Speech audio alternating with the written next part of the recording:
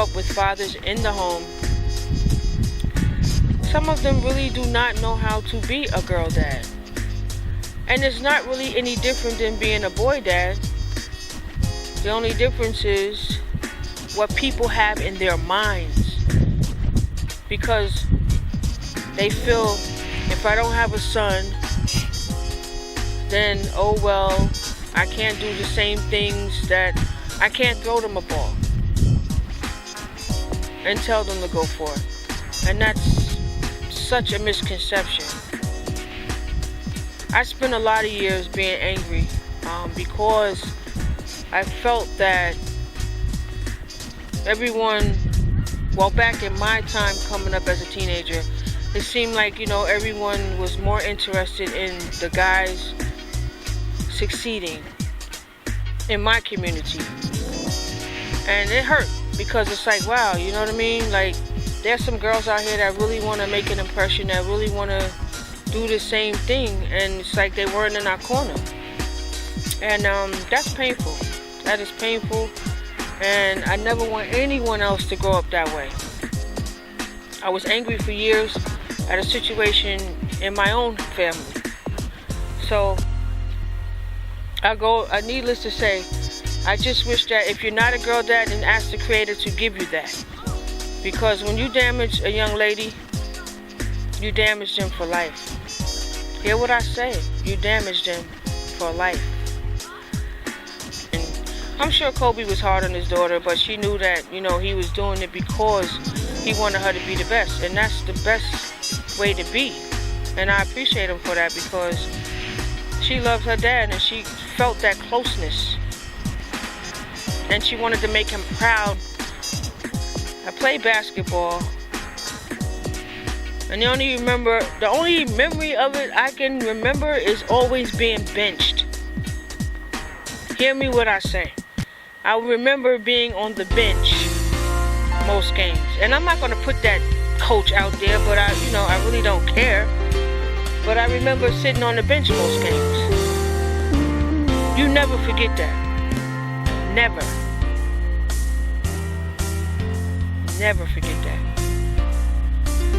And I couldn't grasp the concepts, but I'm sure if someone would have, stuck with me, I was pretty good as a power forward, and like I said, those were things I wanted to do, and I wanted to play basketball, but I just saw that, I just really kind of saw into the future, like, they're not going to respect us. Anything you do that's a predominantly male-dominated profession, you're not going to get that respect. So, needless to say, it's a little late for some of us, but I'm grateful that the girls coming up now may have a chance at being what they want to be and being motivated to do what they want to do in life without feeling like no one's going to respect it. And that's why I gave up a lot of my dreams, because I felt like no one's going to respect us. We're not going to get the same salary. We're not going to get the same respect as another ball player. So, you know what I mean? So, it is what it is, I just hope and pray that, life gets better for a lot of girls, because, society has in their mind, if you don't have a son, oh man, that's such a bad thing. And I just think that's such a misconception, and I just really wish that people would change their ways. And I appreciate Kobe. Like, I appreciate him even more now, because I see who the man really was. He was about his kids, no matter what gender they were about him. And I appreciate him for that. And I want to say today that, I've come a long way. I've wrote a lot of poems, a lot of plays that have really needs to get out, because I believe they will help somebody else. And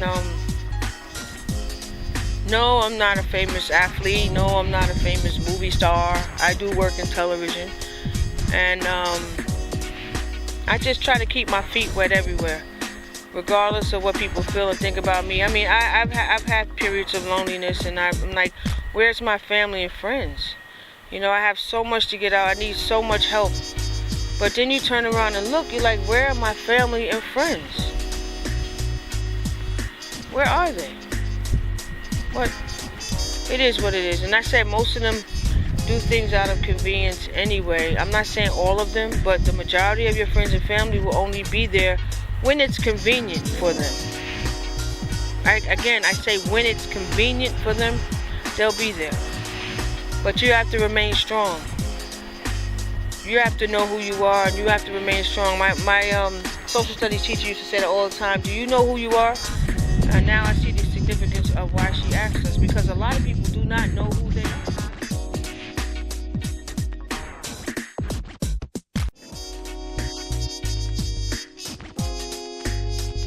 I wrote this poem. I got my healing in 2016. I mean, I had to let go of a lot of things and feelings and emotions, because I realized that when you're like that, you're on an island by yourself. When you're not doing well in life, nobody wants to be around you. Or when you are struggling through a lot of emotional issues, no one wants to be at your beck and call. No one wants to be around you. But remember, you are on an island by yourself. You know, unless you're like happy and showing people you're happy, you're basically on an island by yourself. You know, so that's just the way society is now. And unfortunately, when I started playing the drums, I was there was no social media, so